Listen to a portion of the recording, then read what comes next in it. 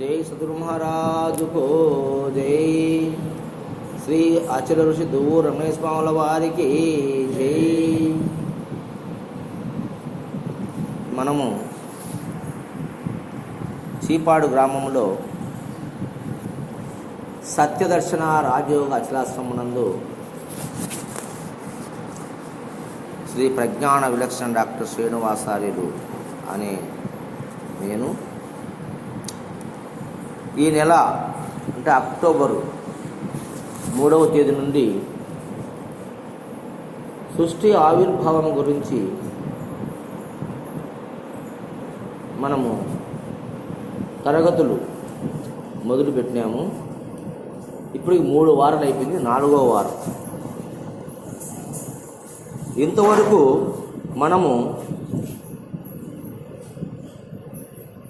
బాహ్యంగా అంటే బ్రహ్మాండమునందు సృష్టి ఎలా ఆవిర్భావమైంది,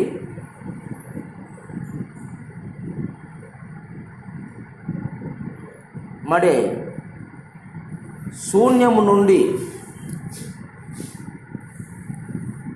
అనేక గ్రహాలు, సౌర కుటుంబాలు, నక్షత్రాలు, మండలాలు ఈ విశ్వంలో ఎలా ఏర్పడ్డాయి,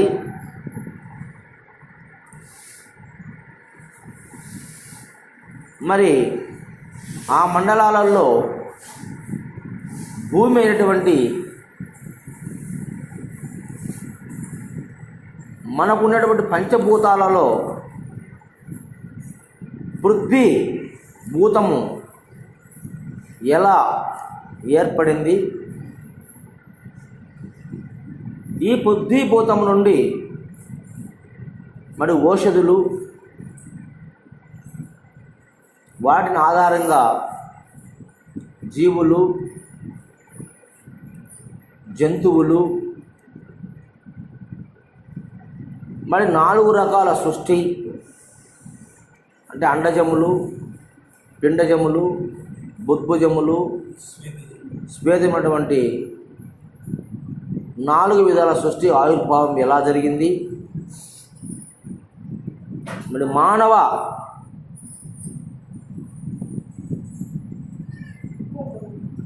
రూపంలో ఉన్నటువంటి ఈ మనిషి ఆవిర్భావం ఎలా జరిగింది అన్నంత వరకు మనం ఈ 3 వారాల్లో విచారణ చేసుకున్నాం.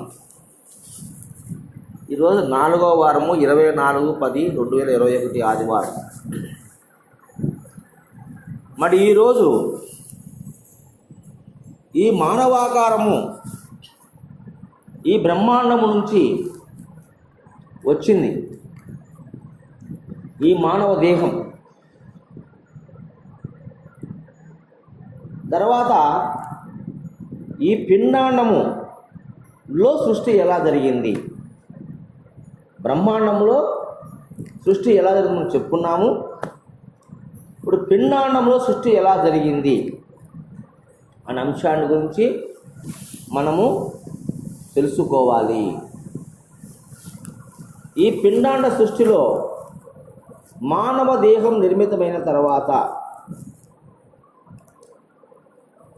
మానవ దేహం ఎలా నిర్మాణమైంది అన్న పాయింట్కి వస్తే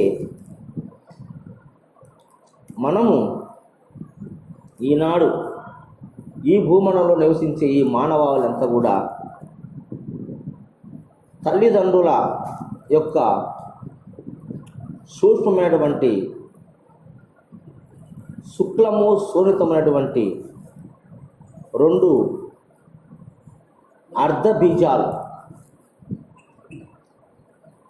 అర్ధబీజాలు కలిసి ఒక పూర్ణ బీజముగా ఏర్పడి తల్లి గర్భమునందు 9 మాసాలు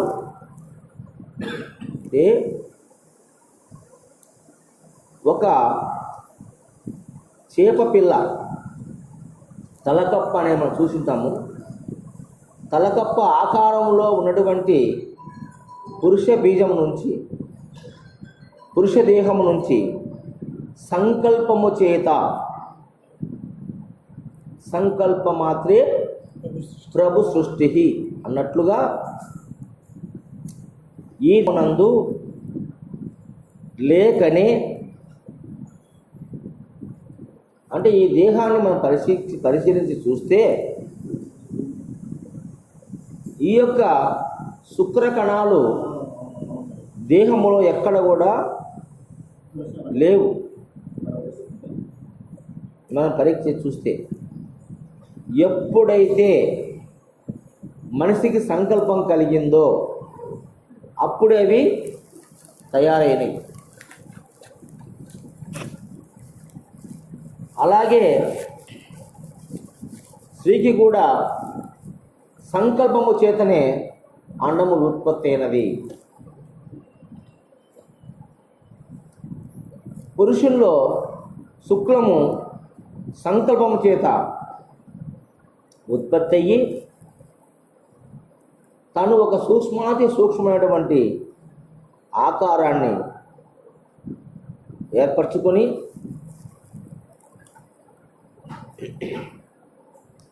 ఋతువులో తల్లి గర్భములో ప్రవేశించి అండముతో చేరి పిండమయ్యి ఆ పిండము దిశల వారీగా పెరుగుతూ తల్లి దేహములో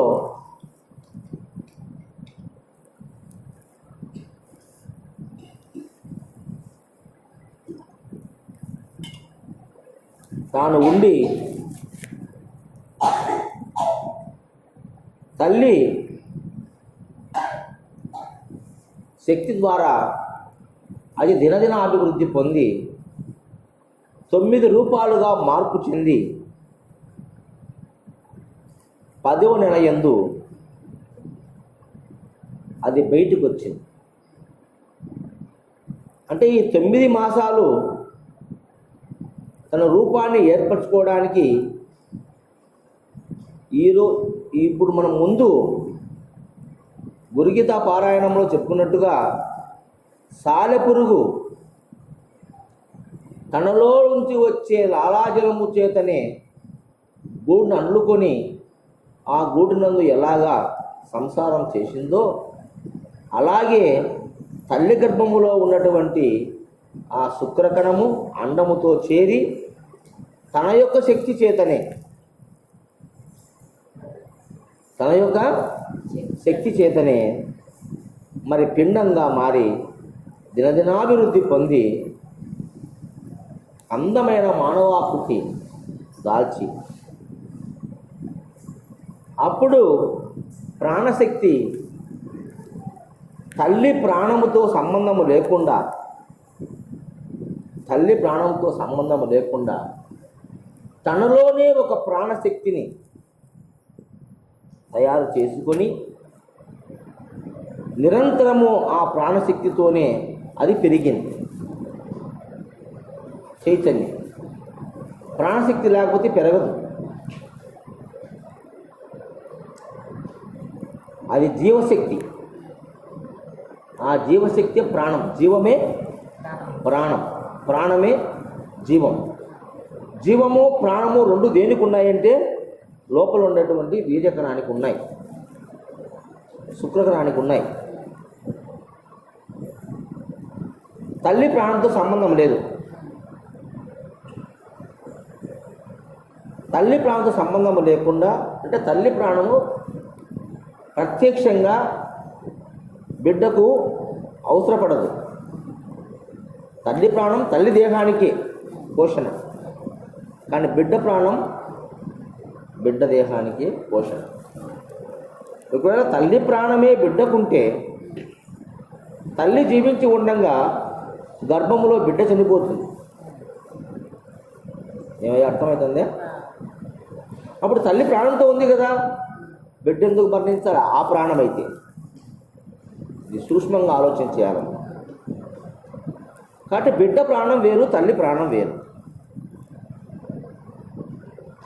తల్లి ప్రాణాప్రాయ స్థితిలో ఉన్నప్పుడు డాక్టర్లు తల్లికి సీరియస్గా ఉంది, తల్లి చనిపోతుంది, మేము బిడ్డను కాపాడమంటే కాపాడుతాము అంటే బిడ్డ ప్రాణం ఉంది, ఆ బిడ్డను తీసుకొస్తాం బయటికి, తను బ్రతుకుతుంది, తల్లి చనిపోతుంది. ఎందుకంటే ఆమె కండిషన్ బాగలేదు, ఆమె ప్రాణశక్తి క్షీణించిపోయింది, అవయవాలు దెబ్బతిన్నాయి, ఆ దేహంలో ప్రాణం నిలబడడానికి అవకాశం లేదు. కానీ బిడ్డ దేహం బాగుంది, బిడ్డలో ప్రాణం బాగుంది, మేము ఆ బిడ్డను రక్షిస్తాం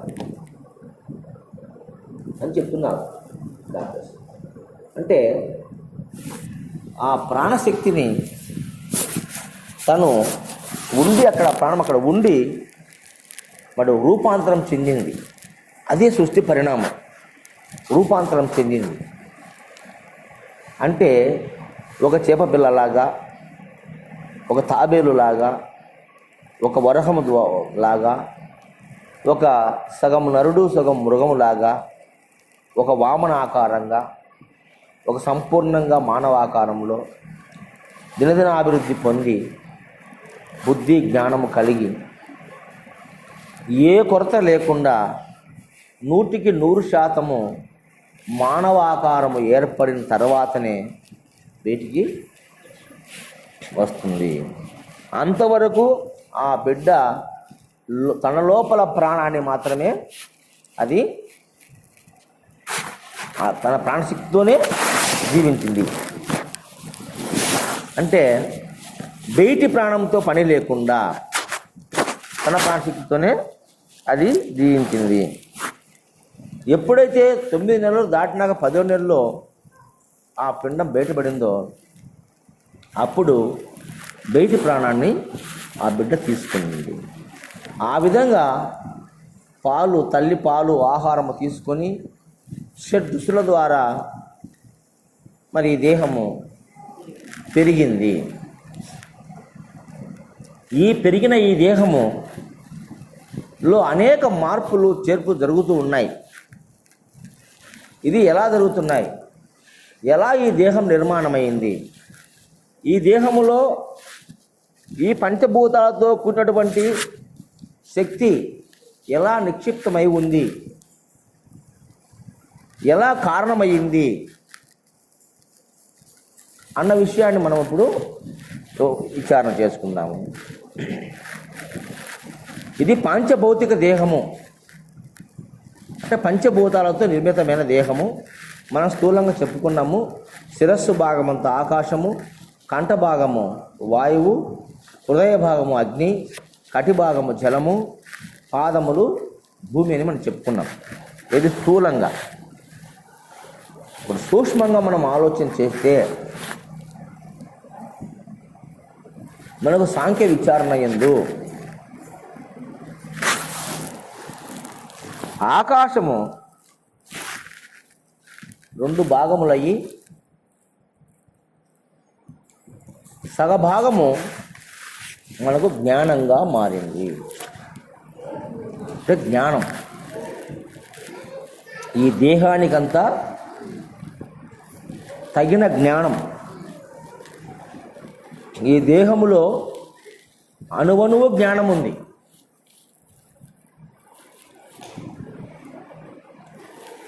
జ్ఞానము లేని చోటు లేదు.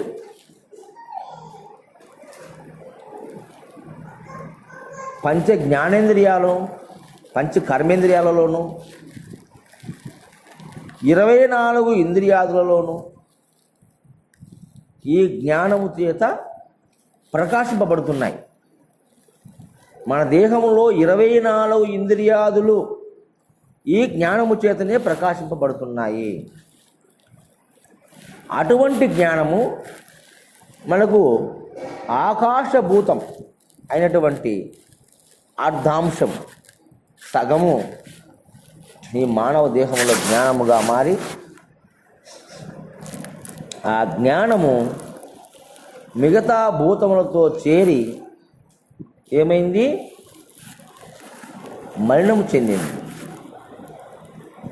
మలినమయ్యింది. దానివల్లనే మనకు అజ్ఞానం అనేది ఆవహించింది. ఎప్పుడైతే ఈ జ్ఞానము అధిష్టానమై ఈ దేహానికి సర్వేంద్రియాలకు శక్తినిస్తూ సర్వేంద్రియాలకు జ్ఞానాన్ని ప్రసాదిస్తూ ఉన్నటువంటి ఆ జ్ఞానములో మిగతా సగమైన జ్ఞానము 4 భాగాలు అయ్యి మిగతా 4 భూతాలతో కలిసింది, విభజింపబడింది. అప్పుడే జ్ఞానము మలినమయ్యింది. ఎప్పుడో కాలే మన జ్ఞానం మలినం, దేహ నిర్మాణముతోనే అయ్యింది.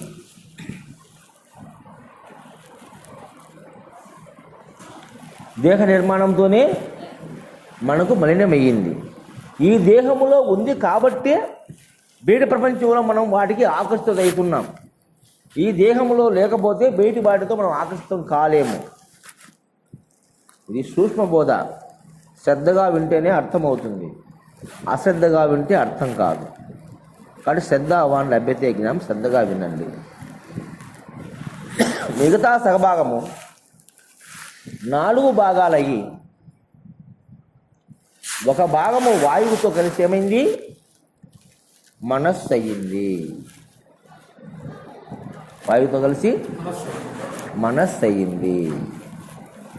ఆ మనస్సే మన ఏవా మనుష్యానాం కారణం బంధమోక్షయ. చూసినావా, మొట్టమొదటిసారే మనము మాయలో చిక్కుకున్నాము. ఎప్పుడు? నీ దేహములో ఏదైతే ప్రధాన పాత్ర పోషిస్తూ ఏదైతే జ్ఞాన స్వరూపంగా ఉన్నదో, ఏదైతే ఆవరణభూతంగా ఉన్నదో, ఏదైతే ఆవరణభూతంగా ఉన్నదో ఆ భూతము పంచభూతాల చేత కలియడముతో మలిన రూపము దాల్చి ఆ జ్ఞానము కాస్త మలిన జ్ఞానముగా అజ్ఞానముగా మార్పు చెంది వాయుభూతముతో కలిసి మనస్సు అయ్యింది. సాంఖ్య విచారణ అనేది ఒక్కొక్కరు ఒక్కొక్క పద్ధతిలో చెప్తారు. కానీ ఇప్పుడు మనం విచారణ చేసే పద్ధతి డిఫరెంట్గా ఉంటుంది, ప్రత్యేకంగా ఉంటుంది. దీంట్లో నీ జీవితం మొత్తం ఉంటుంది. దాన్ని గ్రహించాలి మీరు. ఎప్పుడైతే మనస్సు ఏర్పడిందో ఆ మనస్సే కదా అన్నిటికి కారణము. మన ఏవా మనుష్యానాం కారణం బంధమోక్షయ. ఆ మనం చేస్తున్నాము. ఎప్పుడు ఆరంభమైంది ఇది? సృష్టిలోనే. సృష్టి ఆవిర్భావం ఎక్కడ? పిండాండములో. బ్రహ్మాండాన్ని పక్కన పెట్టండి, ఈ పిండాండములో సృష్టి ఆవిర్భావం జరిగింది. దేహమంతా ఆవరించి ఉన్నటువంటి ఆకాశతత్వం అవకాశం ఇచ్చింది దేహానికి. మనకు తల్లి గర్భములో సూక్ష్మజీవిగా ఉన్నప్పటి నుంచి, సూక్ష్మాతి సూక్ష్మముగా ఉన్నప్పటి నుంచి మైక్రోస్కోప్లో చూస్తేనే కనపడేటువంటి ఆ చిన్ని సూక్ష్మ క్రిమి దగ్గర నుంచి ఇంత స్థూల దేహం ఏర్పడిందంటే దీనికి కారణము ఆకాశము. ఆకాశము అవకాశం ఇచ్చింది కాబట్టి ఈ దేహం పెరగగలిగింది. అర్థమవుతుంది? ఆకాశం అవకాశం ఇవ్వకపోతే ఈ దేహం పెరగడానికి అవకాశము లేదు. స్థలం ఉంటేనే పెరిగేది, స్థలం లేకపోతే పెరగదు. కాబట్టి తల్లి గర్భములో కూడా ఆకాశతత్వం ఉండి అవకాశం ఇచ్చింది. దినదినానికి తల్లి గర్భము కూడా పెరిగింది. పెరిగేదానికి అవకాశం ఉంది కాబట్టి బిడ్డ పెరిగింది. అంటే బిడ్డ పెరిగింటే తల్లి గర్భం పెరిగిందా, తల్లి గర్భం పెరిగింటే బిడ్డ పెరిగిందా?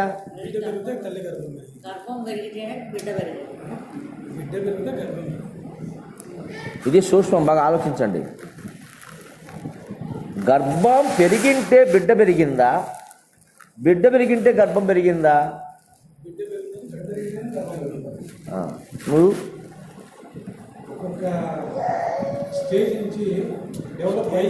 అవన్నీ వద్దు. బిడ్డ పెరిగింటే గర్భం పెరిగిందా, గర్భం పెరిగింటే బిడ్డ పెరిగిందా? అందరూ చెప్పండి. బిడ్డ పెరిగింటే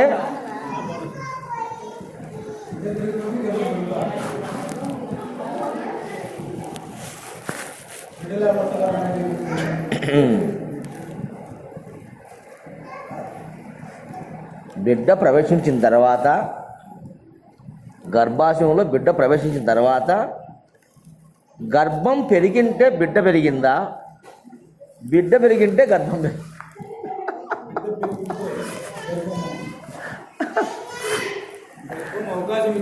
అతి సూక్ష్మమైన ప్రయాణం ఇది. బాగా ఆలోచించండి.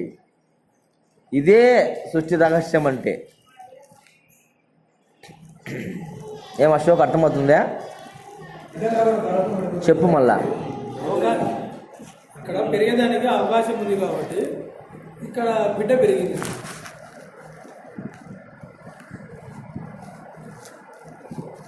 పెరగడానికి అవకాశం ఉంటేనే పెరుగుతుంది, అవకాశం లేకపోతే బిడ్డ పెరగదు. నేనేం ఎందుకు అవకాశం ఇచ్చింది, ఆకాశము అవకాశం ఇచ్చింది. ఆకాశము అవకాశం ఇచ్చేనే ఏదైనా పెరిగేదానికి అవకాశం ఉంది. అవకాశం లేకపోతే పెరిగేదానికి అవకాశం లేదు.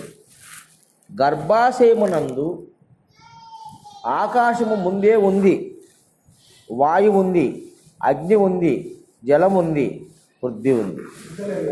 పంచభూతాలు అక్కడ ఉన్నాయి. తర్వాత బిడ్డ పోయి చేరింది. ఏం చేరింది? ఒక శుక్రకణం పోయి చేరింది. అది పెరుగుతూ ఉంది. పెరుగుతూ ఉన్నప్పుడు గర్భం పెరిగితేనే బిడ్డ పెరుగుతుంది, బిడ్డ పెరిగితే గర్భం పెరగదు. అది రాంగ్. ఎందుకంటే గర్భసంచి వికసించకపోవడం వల్ల బిడ్డ పెరుగుదల ఆగిపోయి అబార్షన్ అయ్యింది.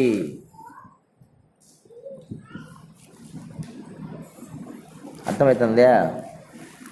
గర్భసంచిలో ఎదుగుదల లేక, పిండం పెరగడానికి అవకాశం లేక, ఏది గర్భసంచి పెరగాల అంటే ఆకాశము అవకాశం ఇవ్వాలి దీన్ని పెరగడానికి. ఇది పెరిగితే అదే పెరుగుతుంది. Note this point. అర్థమైందా? మీరందరూ బిడ్డ పెరిగితే కడుపు పెరుగుతుంది అనుకుంటున్నారు. This is wrong. గర్భము వికసించితేనే బిడ్డ పెరుగుతుంది లోపల. అది వికసించకపోతే, అది పెరగకపోతే బిడ్డ అక్కడే నలిగి డెడ్ అవుతుంది, చచ్చిపోతుంది. పిండం పెరుగుతుంది కానీ గర్భసంచి పెరగడం లేదు. ఈమెకు గర్భం వికసించక పిండం చచ్చిపోయింది. అది కానీ క్వశ్చన్ చెప్పడానికి ఏది పెరుగుతుంటే ఏది పెరుగుతుంది అది తోరికే మాట్లాడాలి. అనుకూలం ఉన్నప్పుడు ఇది కూడా చచ్చిపోతుంది. దానికి సమానం. గర్భసంచి పెరుగుతానే బిడ్డలో లోపం ఉంటే పోవచ్చు, బిడ్డలో లోపం ఉంటే పోవచ్చు, దానికి సంబంధం లే. కానీ అవకాశం ఇచ్చేనే కదా. ఇప్పుడు నువ్వు అవకాశం ఇచ్చింటే వచ్చినావా? ఇంత దూరము అవకాశం దారి ఉంటే వచ్చినావా, దారి లేకుండా వచ్చినావా? దారి లేకుండా నువ్వు పోలేవు కదా. మరి దారి ఉంటేనే బిడ్డ పెరుగుతుంది, దారి లేకపోతే పెరుగుతానికి అవకాశం లేదు. ఇది సూక్ష్మ జ్ఞానం. అర్థమైందా? ఈ సమస్త విశ్వానికి ఆకాశం అవకాశం ఇచ్చింది కాబట్టి మనం పెరిగి తిరిగి తిల్లాడుతున్నాం ఇక్కడంతా.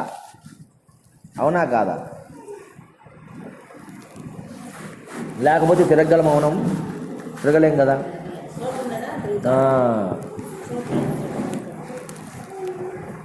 ఇది రహస్యం. ఇది సూక్ష్మంగా తెలుసుకోవాలి మనం. అందుకే నేను ముందే చెప్పిన ఆకాశం చెప్తున్నాను. ఆకాశం అవకాశం ఇస్తుంది సర్వులకు. అవకాశం ఇచ్చింది ఆకాశం. ఏంది మరి?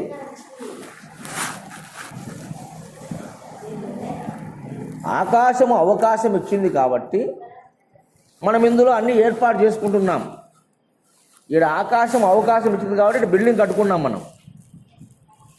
ఆకాశం అవకాశం ఉంది కాబట్టి చంద్రమండలం పోతున్నాం మనం. అవకాశం లేకపోతే ఎక్కడ పోలేం మనం. పోగలమా? పోలేం. అవకాశం ఇచ్చే పోతాం.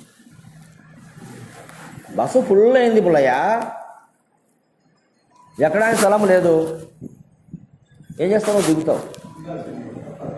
అవకాశం లేదు కాబట్టి దిగుతున్నావు. అవకాశం ఇచ్చే పోతాం అందులోనే.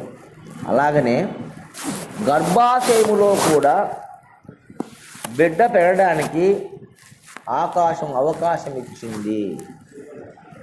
ఇది పెరిగింది గర్భం వరకు. తర్వాత పిండం బిడ్డ బయటపడిన తర్వాత ఈ దేహంలో కూడా ఆకాశం ఉంది. ఈ దేహంలో కూడా ఆకాశం ఉంది. ఆ ఆకాశము అవకాశం ఇచ్చేనే మనం పొడుగైనా కాదు, ఎంతో పొడుగైనా కాగలం. అవకాశం తక్కువగా ఉంటే పొట్టుగానే ఉంటాం.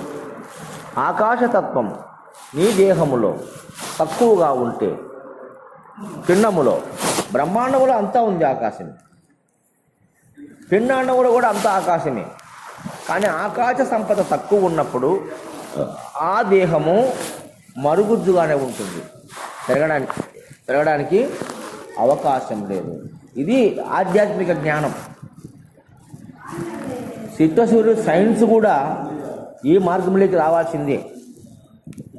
సైన్సు హార్మోన్స్ తక్కువ ఉన్నాయి, పెరగలేదు అని చెప్తుంది.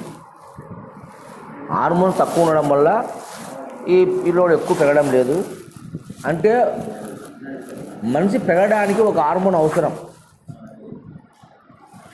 పెరిగే హార్మోను ఆకాశత్వం ఉంది. ఆకాశత్వం నుంచి హార్మోన్ రిలీజ్ కావాలి మనకు. ఆకాశం తత్వంతో రిలీజ్ చేసి ఆ హార్మోన్ వల్ల మనం హైట్ పెరుగుతాం.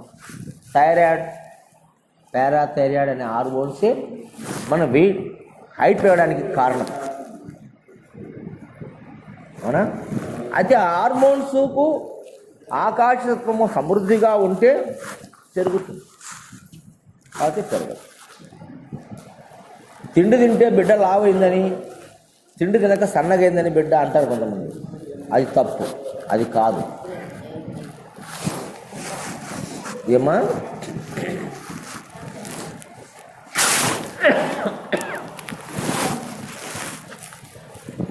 మనం బాగా ఆలోచన చేస్తే ఆ ఆకాశతత్వమే మన దేహంలో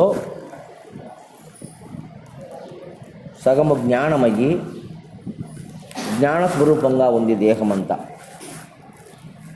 సగము 4 భాగాలయ్యి వాయువుతో ఒక భాగం కలిసి మనస్సు అయ్యింది. మనస్సు అయ్యింది. అప్పుడే మనం మలినమైనాము. దేహము జ్ఞానము అజ్ఞానం అయ్యింది. ఆదిలోనే అయ్యింది. ఈరోజు కొత్తగా అయ్యింది కాదు, అది ఆదిలోనే అయ్యింది. తర్వాత ఒక భాగం అగ్నితో కలిసి బుద్ధి అయ్యింది. ఒక భాగం జలముతో కలిసి చిత్తం అయ్యింది. ఒక భాగం పృథ్వీతో కలిసి మనకేమైంది? అహం అయ్యింది. దీన్ని మనము బాగా విచారణ చేస్తే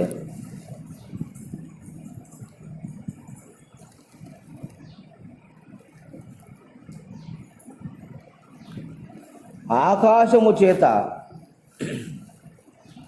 ఏర్పడిన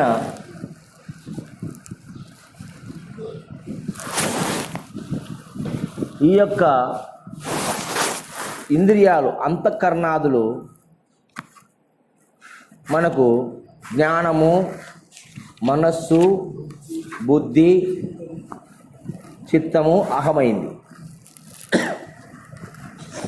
దీంట్లో ఈ దేహములో జ్ఞానానికి అధిదేవుడు కూటస్థుడు. అంటే కూటస్థం అంటే ఏంది?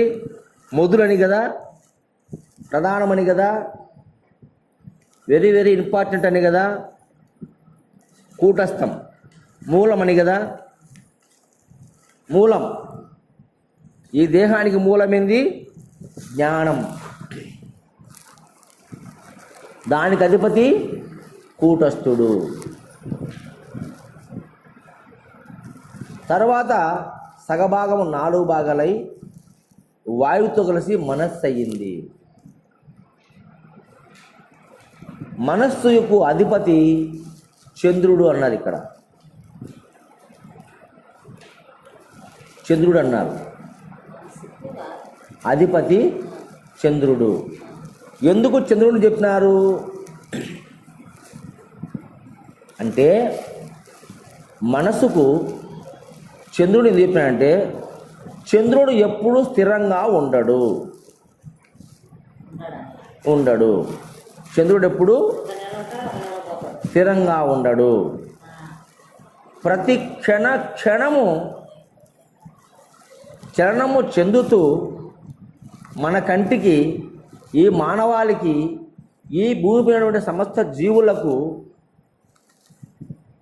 అరుగుదల అవుతూ 15 రోజులు, మళ్ళా 15 రోజులు పెరుగుదల అవుతూ మనకు కనిపిస్తాడు. అంటే తరగడము, పెరగడము, సంకల్పము, వికల్పము, సంకల్పము, వికల్పము. ఆ విధంగానే మన మనస్సు కూడా పౌర్ణమి రోజు చాలా ఉత్సాహంగాను, ఉల్లాసంగాను, ఆరోగ్యంగాను, అద్వితీయంగాను ఉంటుంది.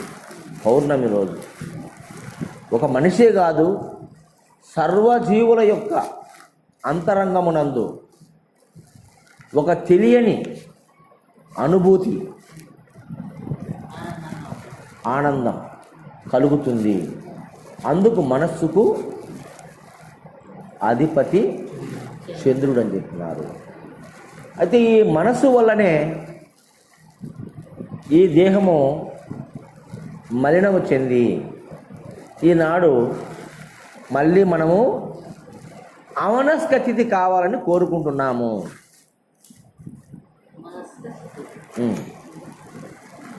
అంటే ఎప్పుడైతే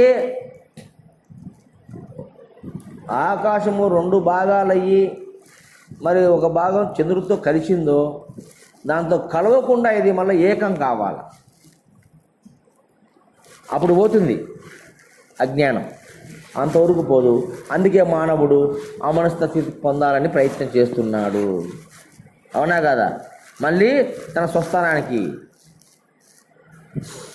అవునా కదా, పోవాలని ప్రయత్నం చేస్తున్నాడు. తర్వాత బుద్ధి అగ్నితో కలిసి బుద్ధిగా మన దేహంలో మార్పు చెందింది. బుద్ధిగా మార్పు చెందినటువంటి ఆ వాయు స్వరూపం, ఆకాశము సగభాగము అగ్నితో కలిసి ఒక భాగము బుద్ధిగా మారినప్పుడు ఆ బుద్ధికి అధిదేవుడు బృహస్పతి. బృహస్పతి ఎవరు? దేవతలకు గురువు బృహస్పతి. దేవతలకు గురువు బృహస్పతి. అవునా? దేవుడు అంటే ఎవరు?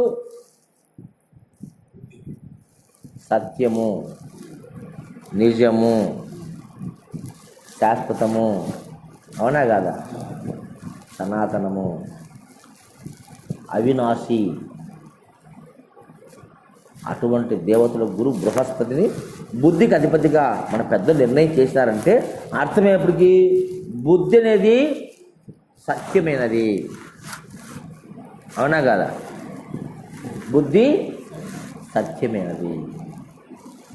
బుద్ధి అంటే బుద్ధి అంటే జ్ఞానమే, ఆకాశంశమే కదా అది. వాయు స్వరూపంతో మలినం చెందింది. బుద్ధి అగ్ని కదా, అగ్నితో కలిసింది. అగ్ని అనేది ఏంది? దేనైనా కాల్చివేసే శక్తి అగ్నికి ఉంది, భస్మం చేస్తుంది.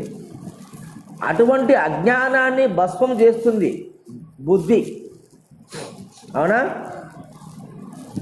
బుద్ధితో యోచిస్తే సత్యమే గోచరిస్తుంది, అసత్యము గోచరించదు. బుద్ధితో యోచించాలి. దేవతల గురువైన బృహస్పతి గురుడు, ఆయన్ను అధిదేవతుడుగా పెట్టారు బుద్ధికి. అంటే సత్యం అని, నిజం. కాబట్టి ఆ బుద్ధి ఈ దేహములో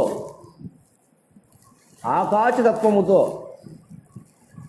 అగ్నితత్వముతో కలిసి ఈ దేహానికి బుద్ధిగా మారి, ఆ బుద్ధి చేతనే మన జీవితములో, మన జీవన విధానములో బుద్ధి పాత్ర మహా గొప్పది. ఆ బుద్ధి ద్వారానే మనం అనేకమైనటువంటి పనులు చేయగలుగుతున్నాము. బుద్ధి మాంద్యమైతే నిత్యానిత్య వస్తు వివేకము నీకు తెలియదు. ఏమన్నాయా?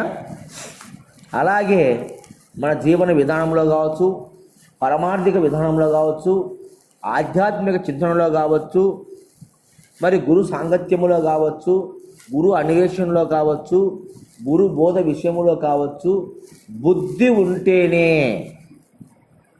నీకు ప్రయోజనం చేకూరుతుంది. బుద్ధి మాంద్యమైతే నిష్ప్రయోజనం. కాబట్టి ఈ జనానికంత బుద్ధి మాంద్యం అయింది కాబట్టే బుద్ధి పుట్టక ఆశ్రమం కాడికి ఎవరు రాలేకుండా. అవునా కాదా?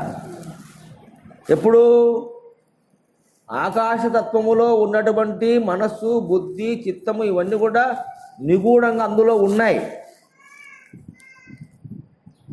జ్ఞానము, మనస్సు, బుద్ధి, చిత్త, అహములటువంటి 5 ఎక్కడున్నాయి? ఆకాశములో ఉన్నాయి, సూక్ష్మంగా ఉన్నాయి, అచేతనంగా ఉన్నాయి. అయితే వీటితో కలవడం ద్వారా అవి మలినమైనాయి. ఇక్కడ కూడా బుద్ధి మలినమైంది.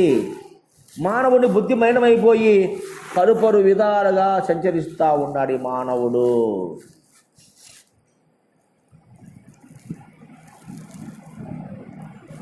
పరిపరి విధాలుగా సంచరిస్తున్నారు.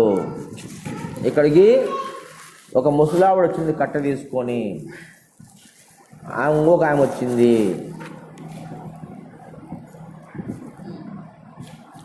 ఇంకొక ఆయన వచ్చినాడు. ఇంకొక ఆమె సరస్వతి అని ఆమె వచ్చింది. వీళ్ళతో ఎట్టపోయినారు ఇప్పుడు? బుద్ధి లేకపోయినారు. బుద్ధి సరిగా పని చేస్తే నిలబడతారు. అవునా కదా? అంటే బుద్ధి ఇంకొక పని చెప్పింది వాళ్ళకు. అర్థమవుతుందా? ఇది సూక్ష్మ జ్ఞానం. బుద్ధి ఇంకొక పని చెప్పింది, ఆ పని మీద పోయినారో, ఇంటికి పోయినారో, షికారికి పోయినారో, ఇంకోసారి పోయినారో, వంట జీనికి పోయినారో, యాడికి పోయినో తెలియదు. బుద్ధి ఏమైంది? మలినం చెందింది. బుద్ధి హీనమయ్యింది. హీనమయ్యేసరికి ఏమవుతుంది? పవిత్రత పోయింది. పవిత్రత పోయి అజ్ఞానం అయిపోయింది. అజ్ఞానములో సంచరిస్తూ ఉంది ప్రపంచం మొత్తం. ఏం రమణయ్య? ఇది దేహ నిర్మాణములో సృష్టి ఆవిర్భావం ఎలా జరిగింది, ఈ సృష్టి రహస్యం. ఇది సూక్ష్మాతి సూక్ష్మం. దీన్ని తెలుసుకోవాలంటే సూక్ష్మ ప్రజ్ఞ కావాలా.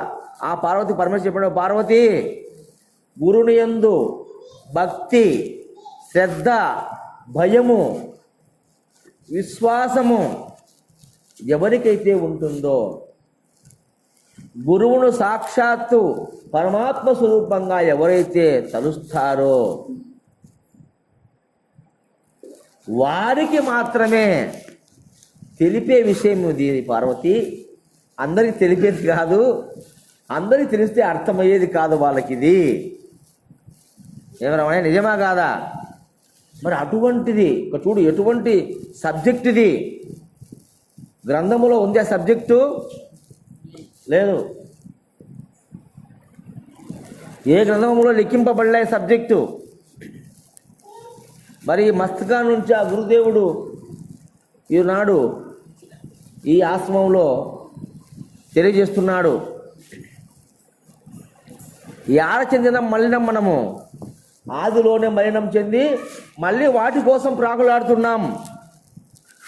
అర్థమవుతుందా? మనసు ద్వారా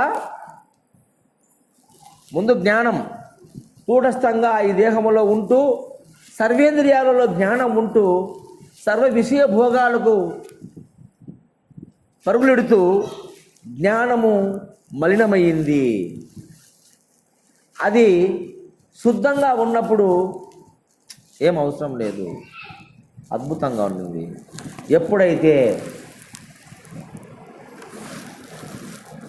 రెండుగా కావాల్సి వచ్చిందో, ద్వయం, అద్వైతం నుంచి ద్వయంకి వచ్చింది, రెండుగా మారింది, సమస్య వచ్చింది. రెండుగా మారుతానే విడిపడింది, జ్ఞానంగా విడిపడింది, సగము మలినంగా మారింది. మిగతా 4 భూతాలతో చేరి మనస్సుగా మారి వాయువు చేత మాలిన్యం చెందింది. దానికి చంద్రుడు అధిపతిని పెద్దలు పెట్టినారు. చంద్రుడు దినదినాభివృద్ధి చెందుతాడు, దినదినంగా తరుగుతాడు, దినదినంగా పెరుగుతాడు, చంచల గుణముతో ఉంటాడు. ఎప్పుడు కూడా ఒక స్థిర స్థితిలో ఉండడు. కాబట్టి చంద్రుడు అది మనసు కూడా ఎప్పుడు స్థిరంగా ఉండదు. ఎప్పుడైతే స్థిరంగా ఉంటుందో అప్పుడు పౌర్ణమినోడు స్థిరంగా నిశ్చలంగా నిండుగా పౌర్ణమి ఉంటుంది. అవునా? అప్పుడు మనసు నిర్మలం అవుతుందని చెప్పేసి ఆనాడే మనము పౌర్ణమి, గురు పౌర్ణమి, గురు పూజలు పౌర్ణములు ఎందుకు చేస్తున్నాము? ఏమన్నాయా? ఎందుకు పోవాలా పౌర్ణమి రోజు గురు పూజ ఆశ్రమానికి అంటే ఆనాడే నీ మనసు బాగుండేది పిచ్చోడా.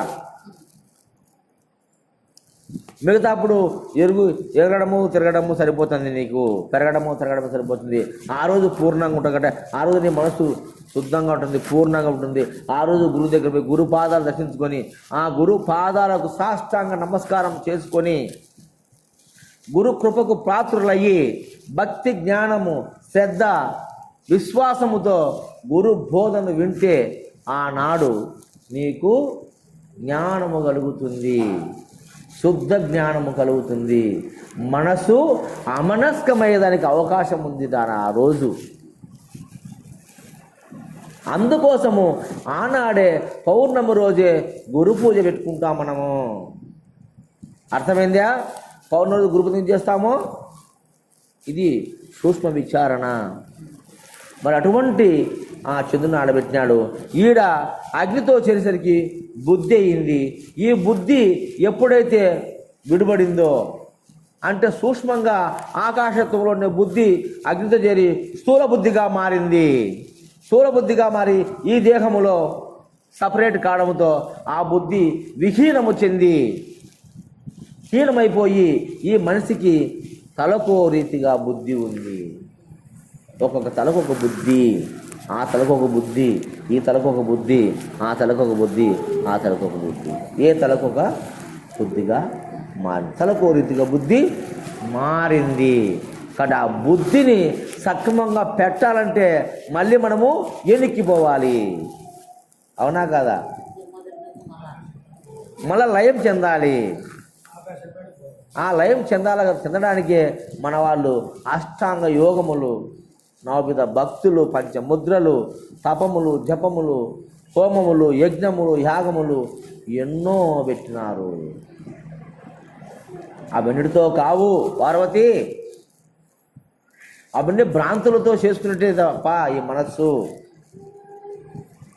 అవి భ్రాంతిని రహితం చేయలేవు. సద్గురు వాక్యము మాత్రమే, సద్గురు బోధ మాత్రమే నిన్ను రహితపరుస్తుందని చెప్తున్నాడు. గురుగీతలో పొద్దున్న చెప్పిందంటల్లో పరమేశ్వర పార్వతి, అవునా కదా? అటువంటిది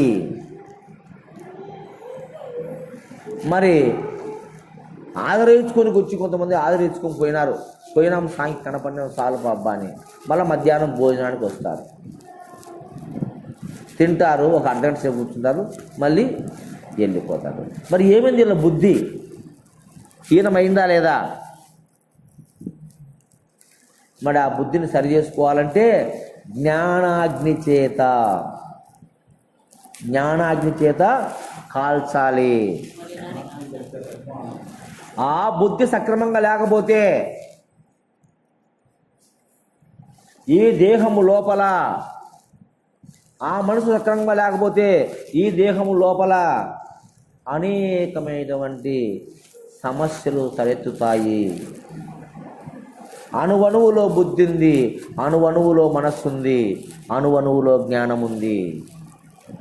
ఎక్కడైతే బుద్ధి విహీనమవుతుందో ఆ ప్రాంతంలో, ఎక్కడైతే మనసు విహీనమవుతుందో ప్రకోపిస్తుందో ఆ ప్రాంతంలో దానికి సంబంధించినటువంటి రోగాలు మనకు వస్తాయి.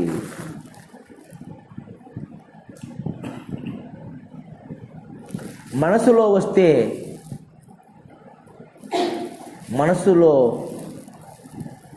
లోపం ఏర్పడితే వానికి మెంటల్ వస్తుంది, మానసిక జబ్బు వస్తుంది.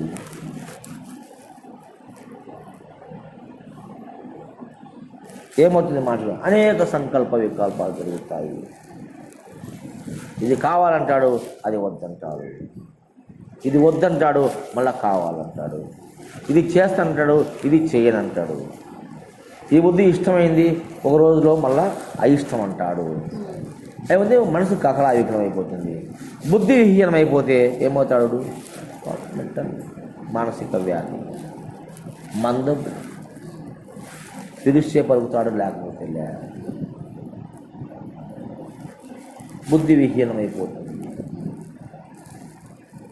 బుద్ధిమాన్యం వచ్చింది వానికి, ఏమి తెలియని అమాయకుడు రా, మందబుద్ధి అంటున్నాం కదా. ఆ విధంగా అనేకమైన జబ్బులు ఎక్కడికి వస్తాయి? ఆ జబ్బులని మనకు తలకాయకి వస్తాయి. రోగాలు ఎన్ని? ఏం రమణయ్య? పక్షపాతం వస్తుంది, మెంటల్ వస్తుంది, బుద్ధి విహీనమైపోతుంది, అవునా కదా? అటువంటి వ్యాధులు వస్తాయి. తర్వాత అదే ఆకాశం, చిత్తము.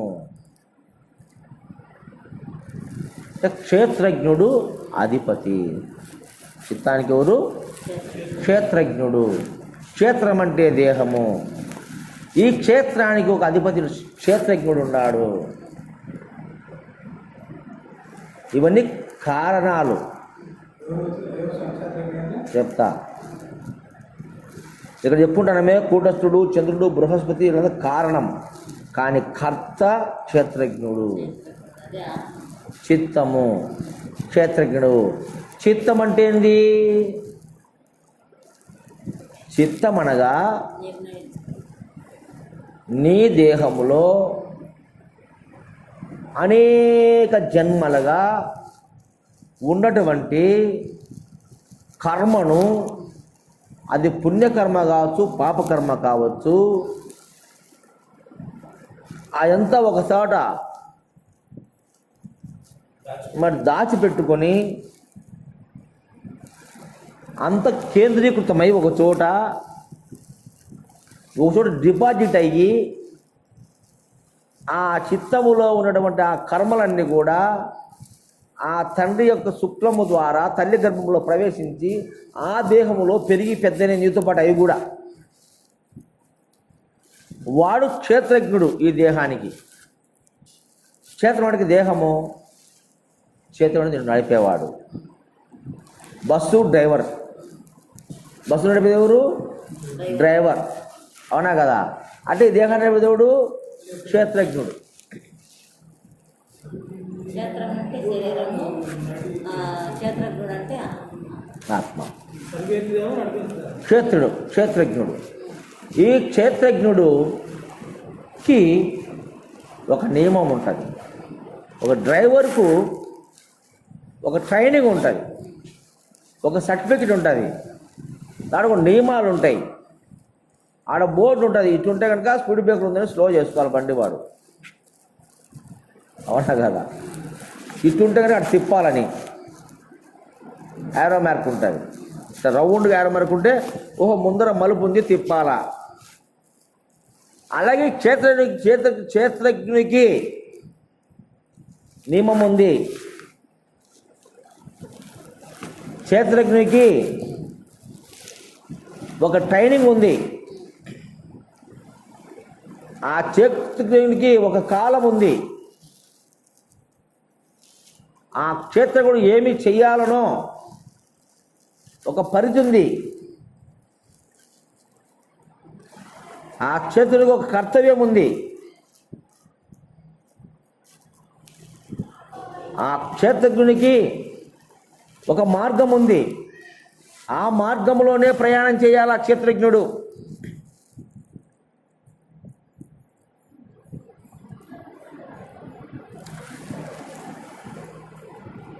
కాబట్టి ఈ క్షేత్రజ్ఞుడు బుద్ధి కర్మానుసార అని చెబుతారు మన వాళ్ళు. అంటే ఈ క్షేత్రజ్ఞుడు కర్మ అంటే కర్త, ఈ దేహాన్ని నడిపించే సారథి, ఈ దేహాన్ని నడిపించే సారథి, రథసారథి. అర్థమైందా?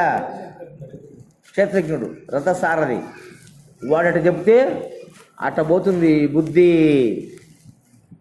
కాబట్టి ఇక్కడికి వచ్చిన వాళ్ళందరూ కూడా ఈవిడు చెప్పినట్టు బుద్ధి మాంద్యము జరిగింది, వెళ్ళిపోయారు.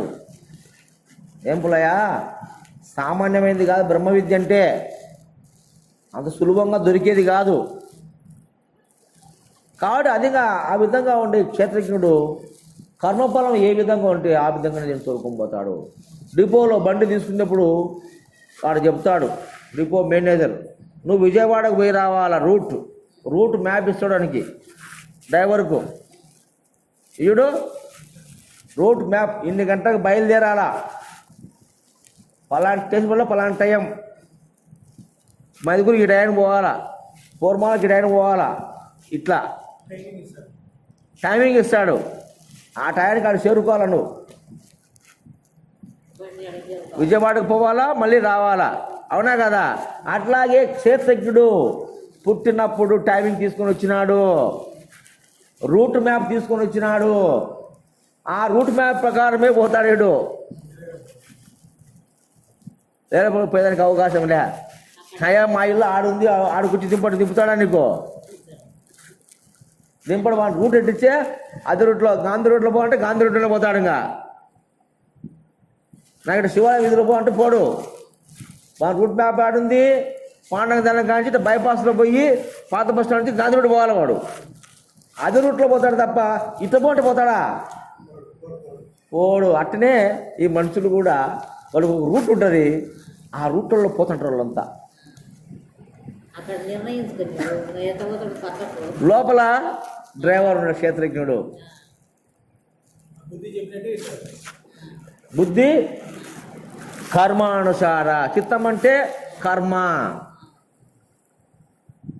ఈ కర్మ ఫీడ్ చేయబడింది అంటే నీకు రూట్ ఇచ్చినాడు ముందేగా, నా రూట్లోనే వెళ్ళిపోవాలి నువ్వు.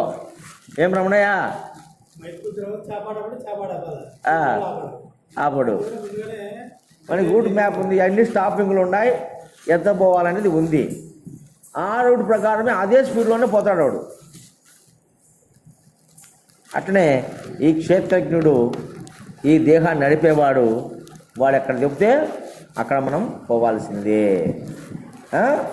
చూసిన ఎంత రహస్యం ఉందో, ఈ యొక్క పంచీకరణములు ఎంత రహస్యం ఉందో చూడండి. తర్వాత అదే శుద్ధమైన ఆకాశతత్వం నుండి మరి ఒక భాగము ఏమిటితో కలిసింది? భూమితో కలవడంతో అహంకారమయ్యింది. దీనికి రుద్రుడు అజిదేవుడు, రుద్రుడు అధిదేవుడైనాడు. అంటే అహం. ఆకాశంలో భాగాలు ఎన్ని? అంతఃకరణాలు. ఎన్ని ఆకాశంలోకే చిత్తం అహము. మనం ఇంకా కిందికి పోలే, ఒక ఆకాశమే. ఆకాశంలో ఆకాశంలో 5 భాగాలు. ఆకాశం 4 భాగములై ఒక భాగం కాబట్టి జ్ఞానమై మిగతా సగభాగం 4 భాగాలై మనస్సు వాయువుతో కలిసి మనస్సు, అగ్నితో కలిసి బుద్ధి, జలంతో కలిసి చిత్తము, వృత్తితో కలిసి అహం. ఇప్పుడు స్వామి అహం గురించి చెప్తున్నాను. కాబట్టి ఈ విధంగా మార్పు చెందింది. అదే ఆకాశము స్థూలభూతమైనటువంటి భూమితో కలిసినప్పుడు అహమైంది.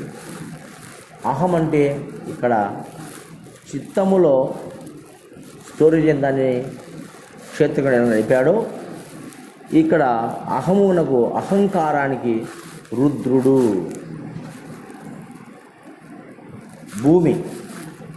భూతత్వముతో ఆకాశము కలిసి ఇక్కడ అహంకారంగా మారి దీనికి అధిదేవుడు రుద్రుడని మనకు పెద్దలు సెలవిచ్చినారు. రుద్రుడు అంటే ఎవరు?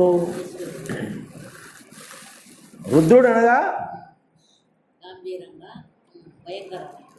అవునాగా? రుద్రస్వరూపం అంటే అహంకారం. అహంకారం ఆవిర్భవించింది వ్యక్తికి. ఎప్పుడు వచ్చింది అహము? సంపద వల్ల వస్తుంది. అష్టమదాలు 8 ఉన్నాయి. రూపమదం, విద్యామదం, పదవి మదం, ధనమదం, దేహ బలమదం. నేను బలవంతుణ్ణి. జ్ఞానమదం కూడా ఉంది. జ్ఞానమదం, రూపమదం, ఇలా అష్టమదాలు ఉన్నాయి. ఇవన్నీ దేని వల్ల వచ్చే భూతత్వముతో, ఆకాశము భూమితో కలవడం వల్ల ఈ మానవ దేహములో అష్టమదాలు అహంకారంతో వచ్చినాయి. అహంకారం వేరు, ఇది అహంకారం.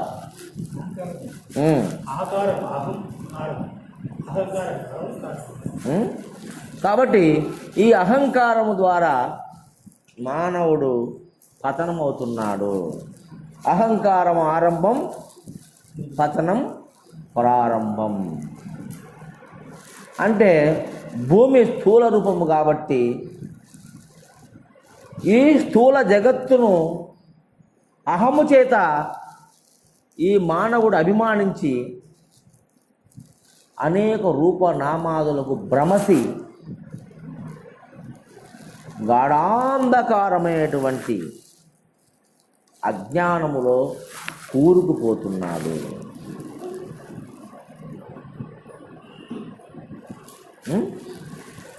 మరి అది కూడా మనము తగ్గించుకోవాలంటే ఏం చేయాలా? ఈ దేహ రూపమైనటువంటి జడ రూపమైన ఈ దేహం,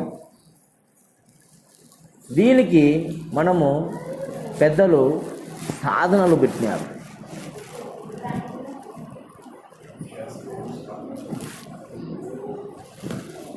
అహంకారం అనేది వాక్కు ద్వారా నశించదు, అంత సులభంగా పోదది. దానికి శ్రమ పెట్టాలా? దేహానికి కొన్ని నియమాలు పెట్టాలా? అప్పుడే అది మాట్లాడి వినదు. కాబట్టి ఈ విధంగా ఆకాశతత్వము చేత ఏర్పడ్డ ఇవి, ఈ అహము చేత మానవుడు తను చేయదలిచిన పనులన్నీ కూడా అస్తవ్యస్తంగా చేస్తూ అహంకారముతో దుర్వినియోగం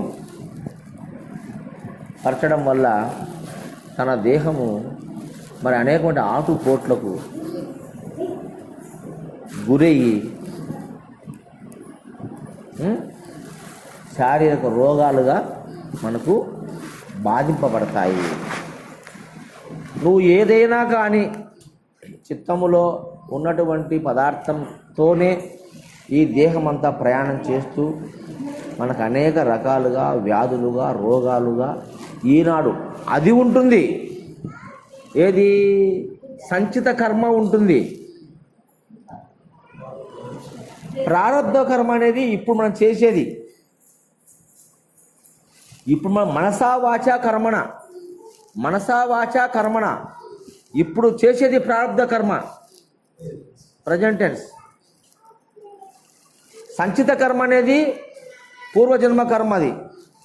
అది ఆల్రెడీ ఫీడ్ అయి ఉంది, దాన్ని ఎవరు తప్పించుకోలేడు, చేయాల్సిందే మనం. కానీ ప్రారబ్ధ కర్మను మనం తగ్గించుకోవచ్చు. మన జరిగే కర్మను తగ్గించుకోవచ్చు మన ప్రవర్తన వల్ల, మన మంచితనం వల్ల, మన సేవా దృక్పథం ద్వారా, మనం సద్గురువును ఆశ్రయించి సద్గురువందు భక్తి శ్రద్ధల చేత చేసుకొని మరి మన ప్రవర్తన సక్రమంగా పెట్టుకుంటే ప్రారబ్ధ కర్మ తగ్గడానికి అవకాశం ఉంది. అట్ ది సేమ్ టైం ఇది ఎక్కువైతే, పుణ్యం కనుక నీకు ఎక్కువైతే, మంచితనం నీకు ఎక్కువైతే, మార్కులు ఎక్కువ వస్తే సంచిత కర్మ కూడా పోతుంది.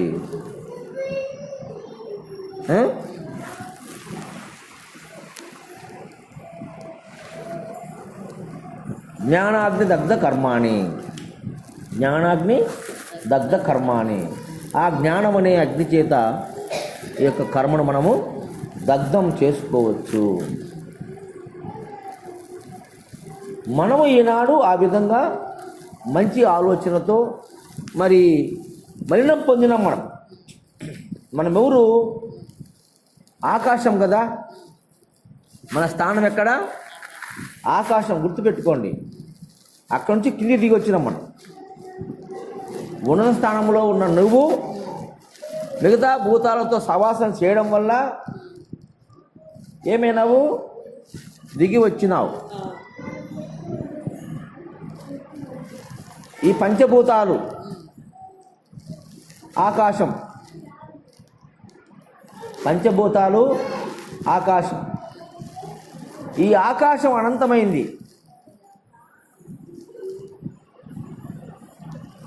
కాబట్టి దీన్ని మనం బొటనవ్రేలు అన్నారు. దీన్ని మూలం ఈ ఏలు, చేతికి మూలం బొటనవేలు.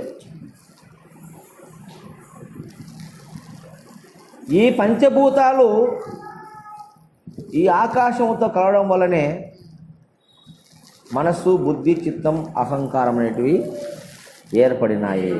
మనస్సు, బుద్ధి, చిత్తం, అహంకారం అనేటివి ఏర్పడినాయి.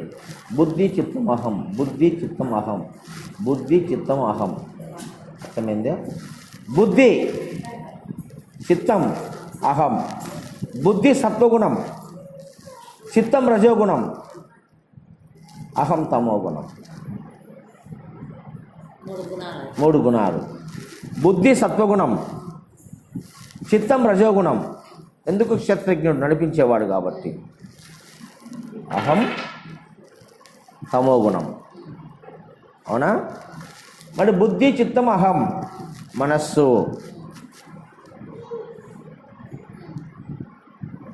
ఇది జ్ఞానం. ఇది జ్ఞానం. ఈ జ్ఞానము సగము జ్ఞానమైంది, సగము ఈ 4 భూతాలతో కలిసి మనస్సు, బుద్ధి, చిత్తం అనేటువంటి 4 అయినాయి. తద్వారా ఈ దేహము మాలిన్యం చెందింది. శుద్ధంగా ఉండే ఈ దేహం దీని ద్వారా మాలిన్యమైంది కాబట్టి మనము ఈ 4 దాంట్లను ఇందులో ఐక్యం చేయాలా. ఈ 4ను ఇందులో ఐక్యం చేయాలా. అప్పుడే నీకు ముక్తి. జ్ఞానంలో ఐక్యం చేయాలా. ఈ 4 దాంట్లను అంటే గుణాతీతం కావాలా. గుణాతీతం అంటే 3 గుణాలకు అతీతం అయ్యి మనస్సుగాను మారి ఈ మనస్సును కూడా లయం చేస్తే అమనస్క స్థితి. మనసు లయం చేస్తే అమనస్క స్థితి. అమనస్క స్థితి జ్ఞానం. సమస్థితే జ్ఞానం. కాబట్టి ఆ జ్ఞానం స్థితి పొందడానికే పెద్దలు మనకు అనేకమైన పద్ధతులు చెప్పినారు.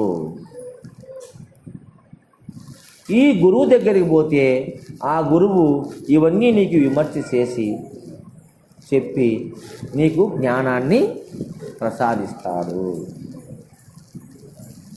కాబట్టి అటువంటి గురువును ఆశ్రయించినప్పుడే మనకు శుద్ధ జ్ఞానం కలుగుతుంది. లేకపోతే అర్ధజ్ఞానమే వస్తుంది. అర్ధజ్ఞానం అంటే ఇది. ఈ 4తో ఉండేది అర్ధజ్ఞానం, ఇది శుద్ధ జ్ఞానం. అవునా కదా? శుద్ధ జ్ఞానం 4తో కలిసి అర్ధజ్ఞానం అయింది. ఈ అర్ధజ్ఞానంతో ఉంటే నువ్వు పారాడుతుంటావు, నీ మనసు నిలబడదు.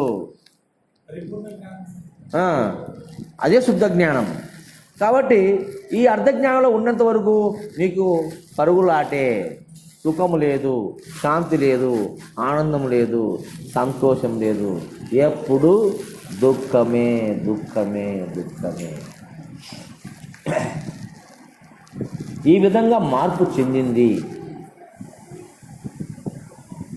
ఈ నేననే ఆ యొక్క ఆకాశతత్వము.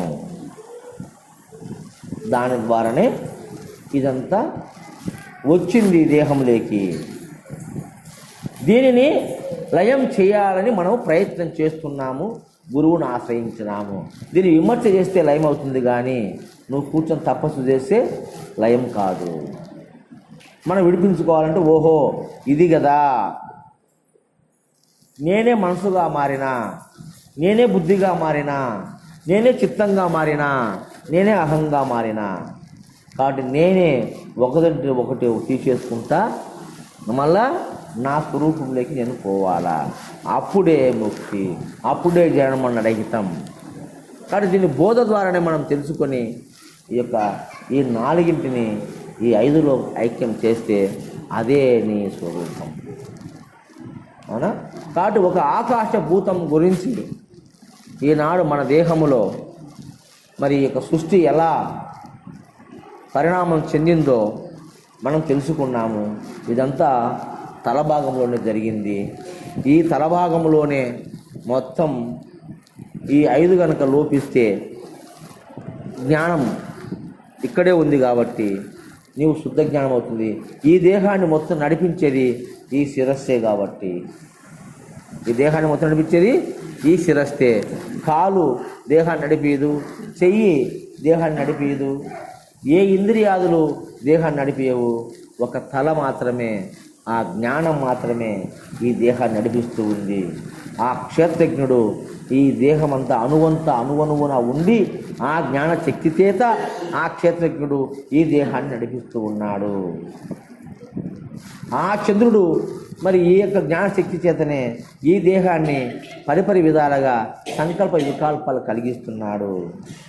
ఆ బుద్ధిలో ఉన్నటువంటి బృహస్పతినే మరి సత్యమేందో అసత్యమేందో, సత్యాసత్య, జ్ఞానాజ్ఞాన, నిత్య అనిత్య వస్తు వివేకాన్ని కలిగించున్నాడు బృహస్పతి గురువు. అవునా కదా? మరి అహంకార స్వరూపమైనటువంటి రుద్రుడు మాత్రము ఈ దేహములో ఉన్నటువంటి అష్టమదములకు కారణమై కర్తయి మానవుని అధోగతి పాలు చేస్తున్నాడు. కాబట్టి అష్టమదాలను మనము తీసేసుకోవాలా. ఎవరు తీసేసారంటే గురువు.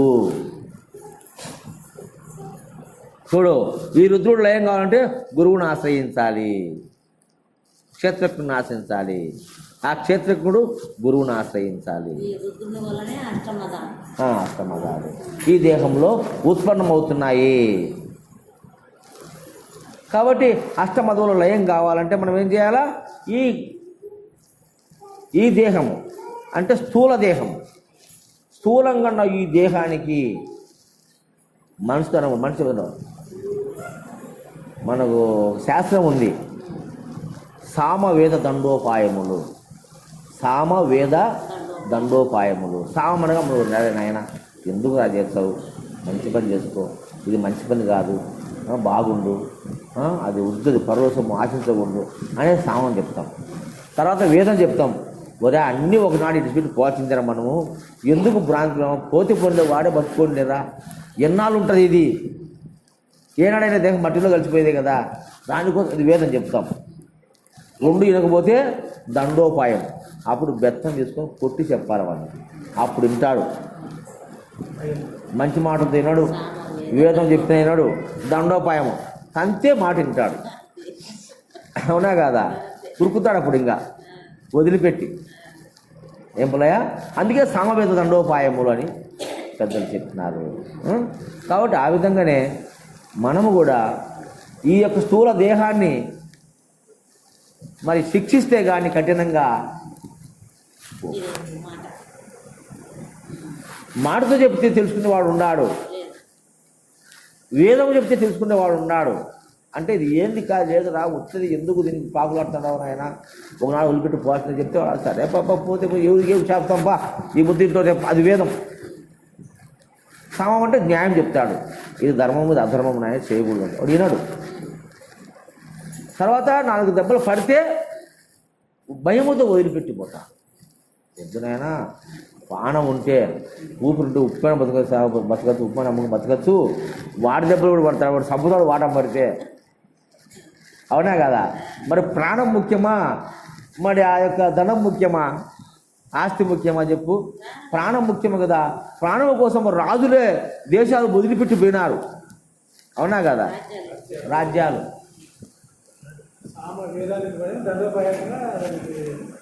అందుకని మన వాళ్ళలో మనుషుల్లో కూడా 3 రకాల మనుషులు ఉన్నారు. మాటలు చెప్తే వినేవాడు ఒకడు ఉన్నాడు, మరి వేదాంతం చెప్తే వినేవాడు ఒకడు ఉన్నాడు, దెబ్బలు పడితే వినేవాడు ఒకడు ఉన్నాడు. కాబట్టి వీళ్ళందరికీ దెబ్బలు పడాలా. అందుకని కొట్టలేక పెద్దలు ఏంటంటే అష్టాంగ యోగములు పెట్టినారు. అష్టాంగం దెబ్బలే ఎన్ని? 8 అష్టమదములు పోవాలంటే అష్టాంగ యోగాలు చర్చపోతాయి. మాటతో చెప్తే వినకపాయా. ఏమరమణయ్య? మరి వేదము చెప్పి చూసినాం వినకపాయా, ఇంకా దెబ్బలు పడాలి కాబట్టి అష్టాంగ యోగాలు చెప్పినారు. అష్టాంగ యోగాలు అంటే మనం చెయ్యాలి. యమ, నియమ, ఆసన, ప్రాణాయామ, ప్రత్యాహార, మరి యమ, నియమ, ఆసన, ప్రాణాయామ, ప్రత్యాహార, ధ్యాన, ధారణ, సమాధి. 8 సమాధి. ఇవి చేపిస్తే అప్పుడు పోతాయి. యమనియమాలు చేయాలి. యమ అనగా బాహ్యేంద్రియ నిగ్రహం, నియమ అనగా అంతరేంద్రియ నిగ్రహం. ముందు బాహ్యేంద్రియ నిగ్రహాలు, చెడు చూడకూడదు, చెడు వినకూడదు, చెడు అనకూడదు, చెవులు, ముక్కు, నోరు మూసుకో, చెవులు, కళ్ళు, నోరు, ఈ 3 మూసుకో. ముఖ్యంగా ఈ 3 మూసుకుంటే ఏ ప్రమాదం ఉండదు నీకు. కళ్ళు, చెవులు, నోరు మూసుకుంటే ఏ ప్రమాదం ఉండదు. అందుకనే చాలామంది కొంతమంది పాపము ఈ ఊరిలో ఉంటే ఎన్ని పనిచేస్తాయని అడవులు పోయి కళ్ళు మూసుకొని తప్ప చేస్తారట. నోరు మౌనం దాల్చినయ్యా నేను. ఇంకా 50 నువ్వు మాట్లాడితే లేనిపోయిన తక్రారులు వస్తాయి. వాడు వేరు చెప్పిన వాడు మళ్ళీ క్రాస్ ఎగ్జామ్ వేస్తాడు, ఇంకో క్వశ్చన్ వేస్తాడు. దానివల్ల మనకు విత్తండవాదం ఏర్పడుతుంది. అప్పుడు ఈ స్వామికి తెలియదని పోయి చెప్తాడు వాడు అక్కడంతా. నేను అడిగితే చెప్పలేక ఒకటి చెప్తాడే మనకు, మా సీనుకు తెలుసు బాగా, మన రమణయ్య తెలుసు, నారాయణ ఒక ఆయన ఉన్నాడు.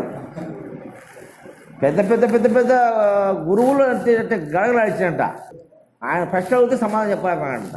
చెప్పలేకపోయి పక్కకు పిలిచి, అయ్యా మేమేదో చేసుకున్నాను, నువ్వు గబ్బు కొట్టి కాకు అని ఆయనకు రిక్వెస్ట్ చేసుకున్నాడంట. మరి ఇటు సంవత్సరం వచ్చాడు, నోరు మూసుకుంటే వాడు అనేది ఏముంది? మౌనం. నోరు మూసుకుంటే ఏ సమస్య లేదు.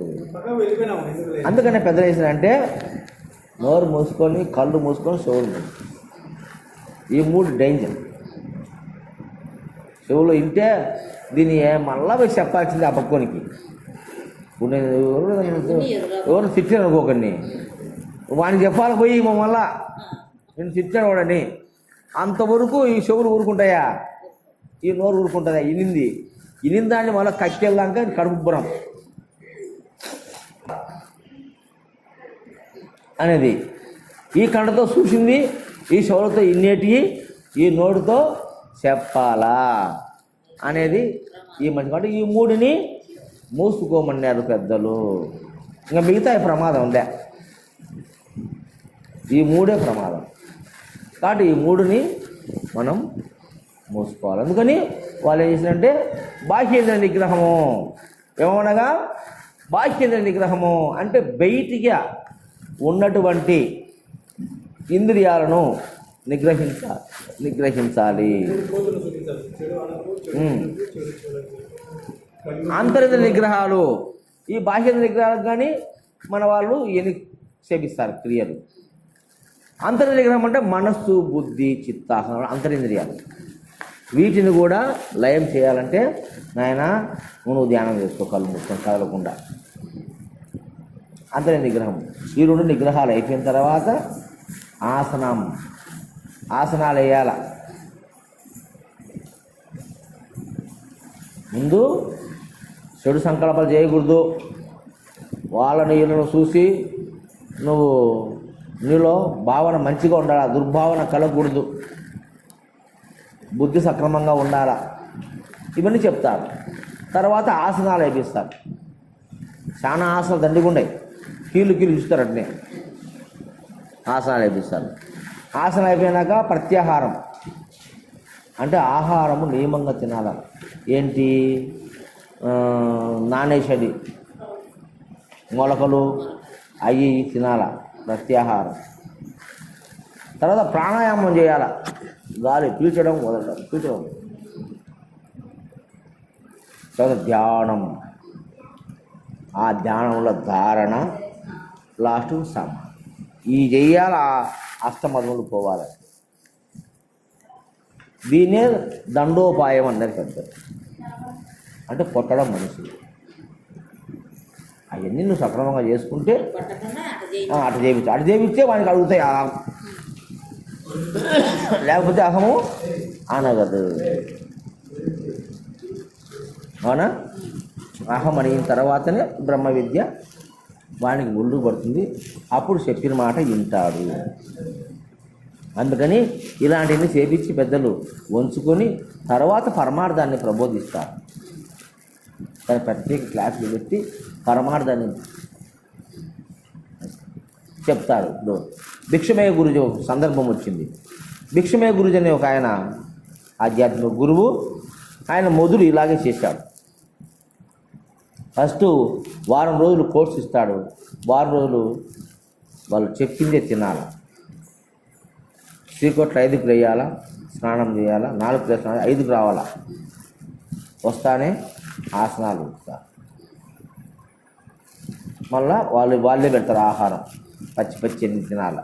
కాకరకాయ, బీరకాయ కానీ కోసి అన్నీ కోసి రా ఫుడ్ పచ్చియే అన్ని తుంటలు చేసి బాగా కట్ చేసి మొలకలు పెట్టి పెడతారు. అయ్యే తినాలా.